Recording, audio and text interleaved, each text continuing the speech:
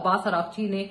پاکستان کی میڈیٹری ایفرٹس کو ایک دفعہ پھر سراہ دیا اور ایک دفعہ پھر اس کی بھرپور تائید بھی کر دی اور یہ بھی بتا دیا کہ اس میں کافی ابھی بھی جان باقی ہے کم واٹ میں۔ اور دوسرا جو انہوں نے اضافی طور پر ایک جملہ کہا جو کہ میرے لیے بڑا ایک ٹیک اوے تھا ان کی اس پورے جواب میں سے، وہ یہ تھا کہ انہوں نے کہا کہ اب انڈیا بیسیکلی یہ اسیس کر لے کہ وہ کس طرح کے تعلقات اپنے ایران سے چاہتے ہیں۔ دے شوڈ اسیس کہ وہ کس طرح کے ٹرمز، کس طرح کے ریلیشنز یا بائیلیٹرل ٹائز وہ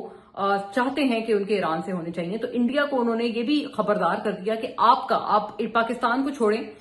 اگر آپ اس کو ظاہر ہے ڈپلومیٹک زبان میں تو انہوں نے بڑا جسے کہتے ہیں نا بھگو کے ماری ہے انہوں نے عباس اراغچی صاحب نے انڈیا کو، لیکن اگر آپ